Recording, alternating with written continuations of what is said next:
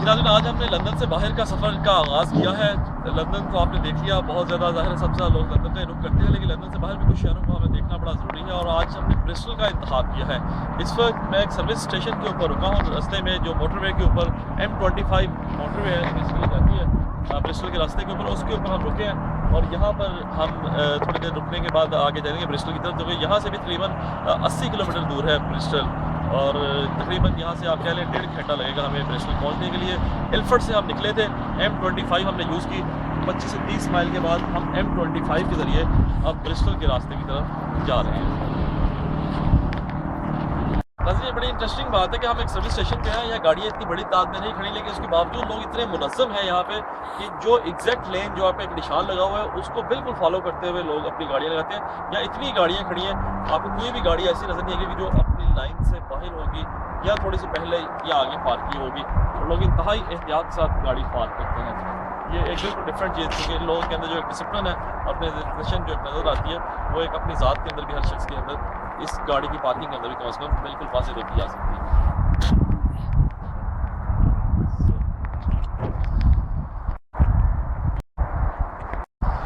आज बड़ा अच्छा खुशगवार मौसम है। इत्तफाक है कि लंदन की जो प्रेडिक्शन की जाती है और यूके के मौसम के हवाले से तो आप खुद अच्छी तरह सुनते होंगे कि यहाँ किसी भी वक्त बारिश हो सकती है। लोग छतरियाँ अपने साथ रखते हैं जब किसी जगह पे आने जाने के लिए। और आज की प्रेडिक्शन भी यही थी कि शायद 100% बारिश का इम्कान है और पूरा दिन बारिश होती रहेगी। लेकिन हमारी खुशकिस्मती है कि आज मौसम बहुत अच्छा है, धूप बहुत ज़बरदस्त निकली हुई है और आइडियल मौसम है इस ट्रिप ट्रैवलिंग करने के लिए।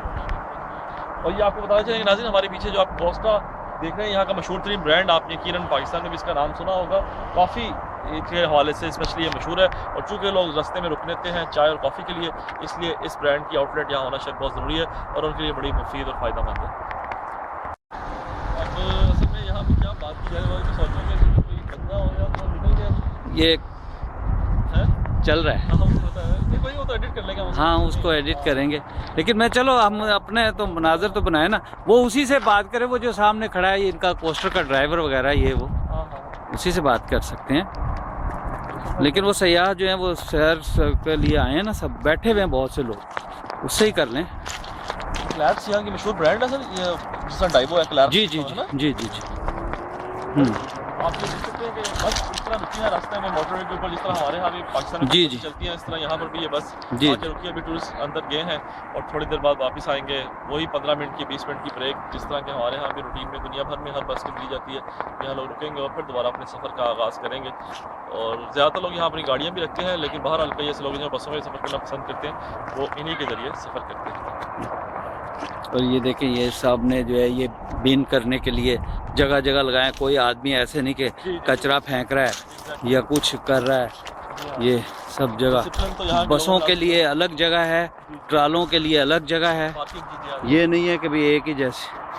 हाँ मज़र आ जाए आप भी, मज़र से बात कर लेना कि आप कितने अरसे आप क्या देखते हैं कि यहाँ का एक वो वेदर के हवाले से बताइए कि बड़ी अजीब सी यहाँ बात की जाती है कि कोई पता नहीं लगता कब बारिश कब धूप आ जाए। आज की प्रेडिक्शन यही थी और आज बिल्कुल डिफरेंट मौसम है। क्या कहेंगे इस बारे में? 100% बारिश आज थी। जी जी। और अभी आप देख लें कोई चांस नहीं हो रहा था। कल 40% थी जी। तो कल ज़्यादा बारिश होती रही है? कल तो काफ़ी ज़्यादा ही हुई है। तो ये जिस दिन मैं फर्स्ट टाइम आया था तो मुझे 3W का उसी दिन किसी ने बताया था। अच्छा। तो आज आपका दूसरा दिन है, मैं थोड़ा लेट हो गया हूँ। अगर करना चाहें तो इनसे कर सकते हैं। वो डिपेंड करता है। अब मज़र करीब आ जाओ इधर ज़रा, क्योंकि अभी हम किसी प्रॉपर उसके साथ नहीं है, कैमरा नहीं कुछ। हाँ, तो थोड़ा सा ना ये लोग समझेंगे कि हम यूट्यूब कर देंगे। हाँ मजाक थोड़ा करीब राइट, सही कहते हैं। हाँ, तो आपस में जो है वो कर लो। मैं बल्कि जो सवाल मेरे ज़हन में आई भी थी कि मैंने जो बातें करनी थी ट्रैवलिंग के हवाले से या इस तरह की ना जिस पर बात की जा सकती है।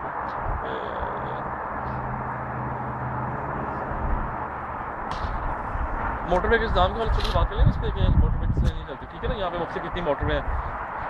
अच्छा ये बताएं कि आपके ख्याल में यहाँ पे जो मुख्तलिफ मोटरवेज बनी हुई हैं, M25 से अभी हम यहाँ ब्रिस्टल के रास्ते में आ रहे हैं, तो यहाँ कितनी मोटरवे किस तरह लिंक्ड हैं और पाकिस्तान के हवाले से किस तरह कंपेरिजन करेंगे यहाँ की मोटरवे का? पाकिस्तान के हवाले से ये कंपेरिजन कह लें आपके, जब उस पॉइंट ऑफ व्यू पे बात करते हैं जिस पे पाकिस्तान में बनाई गई थी मोटरवे। पाकिस्तान में जो बेसिक मकसद था मोटरवे बनाने का वो ये था कि इंडस्ट्रियल जोन्स बनेंगे। इन्होंने क्या किया कि जो भी इंडस्ट्रियल जोन्स बनने थे या जब भी मोटरवे प्लान हुई तो इन्होंने सारी चीज़ों को माइंड में रखा कि इंडस्ट्रियल जोन बन कहाँ सकते हैं, उसके अराउंड इन्होंने मोटरवेज बिछाई, इस तरीके से बिछाई कि उसका मकसद हासिल किया जाए। लेकिन पाकिस्तान में ये हुआ कि जब ये मोटरवेज बनने लगी तो फलाने ने कहा कि मेरी बहुत बड़ी लैंड पड़ी है, बिला वजह बेकार है और बंजर है, तो किसी तरीके से इसके ऊपर से मोटरवे गुजार दी जाए ताकि मेरी वैल्यू बढ़ जाए। जबरदस्ती रुख मोड़ा गया मोटरवे का, सही कह रहे हैं। तो वो इंडस्ट्रियल जोन का कॉन्सेप्ट तो हासिल किया ही नहीं जा सका। और यहाँ पर इन्होंने जिस टारगेट को इन्होंने कहा था, इन्होंने बेशक आंधी आई तूफान आया जो भी हुआ है, 100 साल लग गए 50 लग गए, इन्होंने वो काम कर दिया।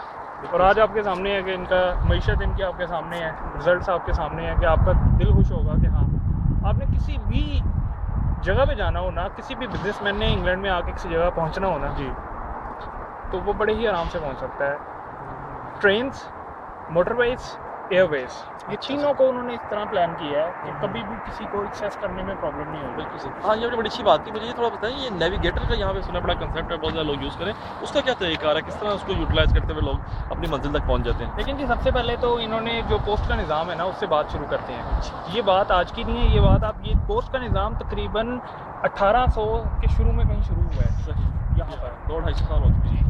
ये जो पोस्ट कोड दिए गए हैं ना, ये मैं तब की बात कर रहा हूँ जो पोस्ट कोड दिए गए हैं। निज़ाम तो बहुत पहले होगा, लेकिन ये जो पोस्ट कोड के थ्रू जो निज़ाम है ना वो तब से शुरू हुआ है। उस वक्त इन्होंने जो भी डिज़ाइन किया, जो भी रोड्स जो भी है, उसको इन्होंने जोन दे दिए। जी जोन्स बनाए। लंदन को जैसे इन्होंने डिवाइड कर दिया डिफरेंट जोन में, फिर इसी तरह वो तो खैर एक डिफरेंट चीज़ होगी। पोस्ट को एक इन्होंने एड्रेस को एक्सेस करने के लिए उन्होंने कोड, हर एरिया को एक कोड दिया। करते करते इन्होंने पूरे इंग्लैंड को, पूरे यूनाइटेड किंगडम को कोड्स, ना सिर्फ कोड और कैमरे दोनों इन्होंने हर जगह इस तरह इंस्टॉल किए हैं कि जिसको हर जगह पे आप यानी कि एक्सेस हर चीज़ की बड़ी इजी कर दी हुई है। अब आप ये देख लें कि आप एक आम इंसान है, आप सिर्फ गूगल पे जाके, गूगल मैप्स में जाके आप सिर्फ घर का एड्रेस लिखते हैं तो विद इन सेकेंड आप उस घर के आगे खड़े होते हैं। ये एक आम आदमी की एक्सेस है। तो आप ये अंदाज़ा लगा लें कि पुलिस की बात कर लें, एजेंसीज की बात कर लें, उनके पास क्या सहूलियात होंगी, तो वो तो हम सोच भी नहीं सकते। अच्छा, ये बता, आपने पाकिस्तान में भी गाड़ी चलाई, यहाँ पे भी गाड़ी चलाई, क्या फ़र्क महसूस करते हैं? फ़र्क ये है सिर्फ कि वहाँ पर हम अपनी कोई रूल भी नहीं है, कुछ भी नहीं है, जिसका जो दिल करता है वो रूल लेकर आ रहा है। इसी तरह आप अंदाज़ा लगा लें कि पाकिस्तान से आदमी आया हमारे पास यहाँ पर, उसने मुझे कहा कि मैं गाड़ी चलाना चाहता हूँ, उसके पास भी लाइसेंस था, उसने कहा कि मैं थोड़ा सा जो है ना रिस्क लेना चाहता हूँ। मैंने कहा ठीक है आप लेना चाहते हैं तो लें। उसने मुझे बोला मुझे बहुत अच्छी गाड़ी चलानी आती है, मैं 15 साल से गाड़ी चला रहा हूँ।